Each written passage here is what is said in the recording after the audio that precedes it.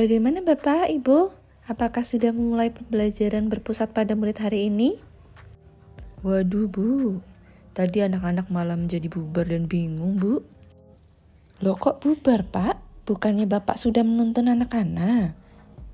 Iya, tentu saja saya tuntun tadi. Kemudian saya minta anak-anak membuat video. Anak-anak komplain, padahal saya sudah menjelaskan cara membuatnya. Memang anak sekarang banyak maunya. Memang anak-anak komplain apa Pak? Itu loh Bu, ada yang tidak mau di video. Jadi lempar-lemparan, alhasil tidak kunjung selesai. Maaf Pak, Bu, saya tidak sengaja. Tidak apa-apa nak, lain kali hati-hati ya. Harusnya kalian kalau ada waktu luang selesaikan tugas yang tadi. Siap Bu, Pak. Tapi Ayu tidak mau diambil videonya Pak. Sedangkan saya tidak mahir edit video Pak. Tidak seperti kelompoknya Budi yang sebentar saja sudah jadi. Betul Pak, saya tidak nyaman jika diambil videonya. Kalau boleh kami mengumpulkan dalam bentuk tulisan, apakah dibolehkan Pak? Oh ya tidak bisa begitu, nanti Bapak bingung menilainya. Ya.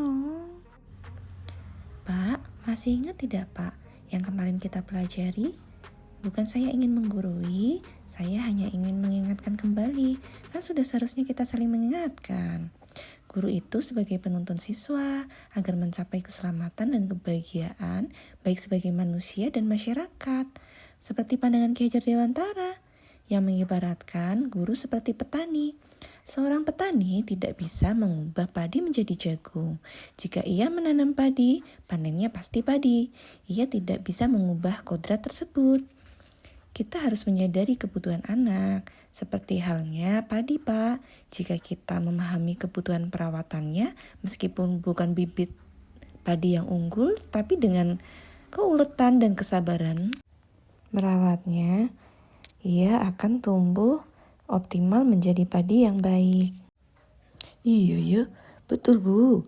Jadi ingat Ki Hajar Dewantara juga mengibaratkan pendidikan seperti tata surya. Setiap planet berputar pada orbitnya masing-masing.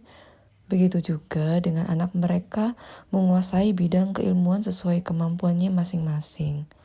Mantap Pak, jadi ingat kan Pak? Nah, awalnya saya berpikir bahwa anak adalah kertas kosong yang perlu diberi coretan. Dan sebagai pendidik, saya harus memenuhi kertas kosong tersebut dengan coretan ilmu pengetahuan yang kita miliki.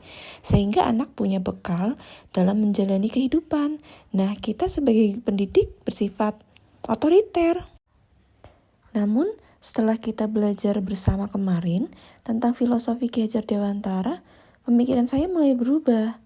Menurut Ki Hajar Dewantara, anak itu terlahir ibarat sebuah kertas yang sudah terisi tulisan, namun masih samar-samar. Dan tugas kita sebagai pendidik adalah menebalkan tulisan tersebut. Nah, artinya tugas kita hanya menuntun mengembangkan kemampuan yang dimilikinya, baik pengetahuan, sikap, dan keterampilannya, agar nanti menjadi manusia yang mandiri atau merdeka. Tentu saja sikap kita yang otoriter harus dihilangkan, karena seorang pendidik harus jadi teladan, mengayomi, dan memberi semangat kepada anak didik.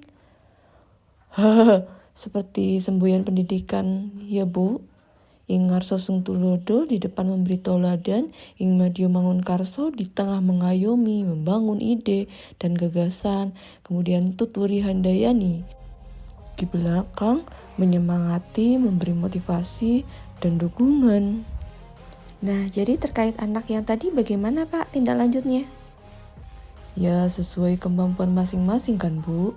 Nanti saya perbolehkan anak mengerjakan dalam bentuk teks maupun yang lainnya. Kita harus memberi kesempatan kepada siswa untuk mengembangkan diri mereka secara maksimal. Iya Pak, semangat. Kita harus menghamba dalam artian beri ruang dan waktu yang cukup untuk siswa mengeksplorasi potensi dan minat mereka. Semangat juga Bu Guru. Oke.